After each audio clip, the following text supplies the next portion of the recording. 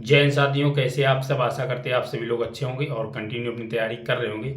भाई, जो लोग यूपी पुलिस एग्जाम दे के आए हैं उन लोगों के दिमाग में तो इस तरह तरह तरह के क्वेश्चन चल रहे होंगे, क्योंकि आपके कट ऑफ लेके बहुत ज़्यादा बच्चे परेशान हैं। क्योंकि जो आप लोग उम्मीद कर रहे थे कि आप इतना स्कोर करके आएंगे, उतना स्कोर आप नहीं हो पाया। ये आपके साथ नहीं, हर एक बच्चे के साथ में ऐसे ही होता है। जो भी एग्जाम देने जाता है उसको यही लगता है कि हम लगभग इतना कर सकते थे या 120 125 क्वेश्चन कर सकते थे।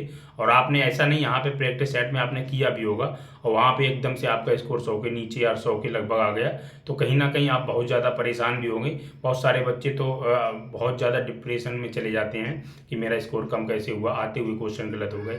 ठीक है, तो ये चीज़ें होती है, ऐसा नहीं है आपके साथ में हो रही हैं, हर एक व्यक्ति के साथ में ऐसे ही होता है। जब भी आप एग्ज़ाम देने जाते हो तो एग्ज़ाम सेंटर का जो प्रेशर है उसको झेलना इतना आसान काम नहीं होता है।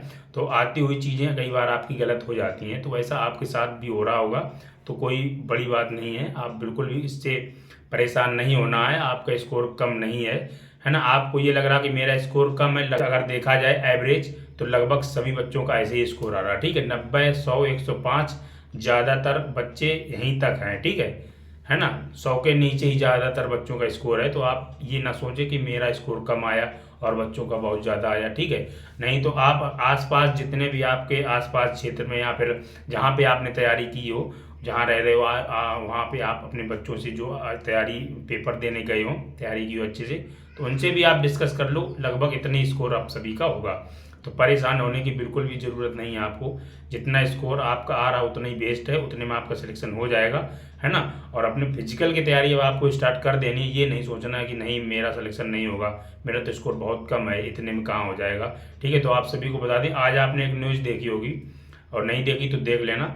लगभग 34 लाख बच्चों ने पेपर दिया है ना। और फॉर्म कितने पड़े थे आप लोगों को पता होगा, 48 लाख फॉर्म पड़ा था। ठीक है, और केवल 34 लाख बच्चों ने परीक्षा दी है। ठीक है, तो कहीं ना कहीं 30-35% बच्चे आपके कह सकते हैं कि आपके absent रहे हैं, परीक्षा उन्होंने नहीं दी है। तो ऐसा नहीं है। और ये भी मान लो आप जो परीक्षा देने बच्चे गए थे उन्होंने तैयारी की थी, लगभग 30-35% बच्चों ने तैयारी नहीं की थी। तो देखने की भीड़ बहुत ज़्यादा होती है। ठीक है, उसमें भी जो सीरियस बच्चे तो बहुत ही कम होते हैं। तो ऐसा नहीं है, पेपर अच्छा लेवल का था, इतना आसान नहीं था, है ना, कि आप सोच रहे हो कि बहुत आसान पेपर था। अब आपको आसान इसलिए लग रहा होगा बहुत सारे लोगों को, क्योंकि 25 23 24 ये सारी शिफ्टों के आपने पेपर देख रखे हैं ना, पैटर्न आपने समझ लिया है। ठीक है, जो बच्चा वहाँ पे एग्जाम सेंटर में एग्जाम देता उसकी बात अलग होती है, और अपने घर में बैठ के आप दो तो वही आप 120 125 यहाँ कर दोगे, वहाँ पे आप 90 और 100 में अटक गए होगे। ठीक है, तो ये होता है। तो आप बिल्कुल परेशान ना हो, अपना बढ़िया से फिजिकल की तैयारी करें। अगर आपको लग रहा है कि मेरा स्कोर कम है तो अपने साथ साथ तैयारी भी स्टार्ट रखें, क्योंकि एसएससी जीडी की जो फॉर्म ऑनलाइन होने वाले हैं 5 तारीख से, तो उसमें वो ऑनलाइन करें। और आपको पता ही है कि आपकी यूपी पुलिस में दोबारा से वैकेंसी आने वाली है। ठीक है, पीएससी, जेल वार्डर, फायरमैन की, और यूपीएसएस और आपकी यूपीएसआई की भी आने वाली है। तो आपकी वैकेंसी भी लगातार रनिंग में है, बहुत जल्द आने वाली हैं। ऐसा नहीं है कि आपको बैठना, देखो अब आप लगभग, ऐसा तो है नहीं कि आप जीरो से फिर स्टार्ट करोगे तैयारी में। लगभग आपने लगभग सारा सिलेबस तो पढ़ रखा है, बस आपको बढ़िया से रिवाइज करना है चीज़ों को। और आप बिल्कुल जीरो से सीखने के उम्मीद अपने आप में रखें कि मुझे सब कुछ सीखना है। क्योंकि आपने देखा कि आपका ये यूपी पुलिस का एग्ज़ाम हुआ ना, आपने इसमें देख लिया कि मैथ भी आपको आनी चाहिए, है ना। क्योंकि बहुत सारे बच्चों में क्या था, पहले मैथ कम, थोड़ा मैथ को कम पढ़ते थे, क्योंकि उसमें 17 से 20 क्वेश्चन आते थे। अब हर एक एग्जाम में मैथ का रेशियो अच्छा खासा आता है, तो आपको मैथ को भी सीखना है। जो सब्जेक्ट में आपको अभी तक ही लग रहा था कि यार इसमें थोड़ा वक्त होना चाहिए था तब सीख पाएंगे, आप उसको सीख लो, समय है आपके पास।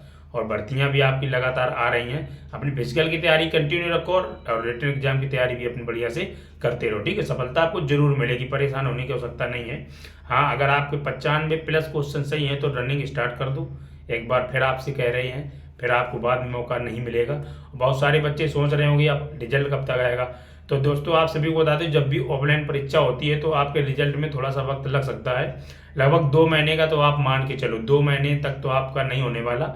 अब देखो सरकार है करवाने का तो वो 1 महीने भी करवा दे, पर एवरेज मान को चलो तो 2 महीने आपका समय लग जाएगा। क्योंकि जो आपकी जो पोर्शन की OMR शीट चेक होती है ना, कंप्यूटर बेस्ड चेक होती हैं, तो इसमें से थोड़ा सा समय लगता है। ठीक है, बहुत सारी चीज़ें होती हैं। अभी तो आपका, पहले तो अभी आपकी क्या आएगी, फाइनल जो आपकी आंसर की आएगी। ठीक है, तो उसमें आपको जो जो क्वेश्चन आपके हुए हैं उनको आप मिला लीजिएगा, और आपत्ति डलेगी, जो जो क्वेश्चन गलत होते हैं उसमें आपत्ति डलती है। ये सारी चीज़ें होने के बाद तब आपका रिजल्ट आएगा। तो उसमें लगभग प्रोसेस 2 महीने लग जाएंगे। 2 महीने में अगर आप तैयारी करना चाहो फिजिकल की तो आराम से हो सकती है ना। और आप ये सोच रहे हैं कि ये फिजिकल की तैयारी तो बहुत आसानी से हम बहुत जल्दी कर लेंगे, तो ऐसा बिल्कुल नहीं है। फिजिकल में आपको थोड़ा सा समय लगता है ना। 4800 मीटर की रनिंग होती है, लगभग 5 किलोमीटर, तो उसमें आपको थोड़ा सा समय देना पड़ता है, ठीक है। जब तक आप प्रैक्टिस नहीं करोगे तब तक नहीं कर पाओगे, ये तो आप मान ही लो, ठीक है। लड़कियों को भी 2400 मीटर की रनिंग होती है, तो बिना प्रैक्टिस के तो आप रनिंग नहीं निकाल सकती, कितनी भी प्रयास कर लो। तो अपनी प्रैक्टिस करते रहो, दूसरे के बहकावे मत आओ कि यार ये रनिंग तो बहुत आसान है, निकल जाएगी, ऐसी नहीं निकलती है। कभी 5 किलोमीटर दौड़ के देखना, है ना, 30 मिनट में दौड़ के देखना, पता लग जाएगा कि रनिंग आसान होती है कि मुश्किल होती है। बिना प्रैक्टिस के कुछ भी आसान नहीं है, ये बात आप समझ लो तो ज़्यादा बेहतर है, ठीक है दोस्तों। और कोई डाउट हो तो आप लोग कमेंट कर देना, बाकी मिलते हैं फिर नेक्स्ट वीडियो में। जय हिंद, वंदे मातरम।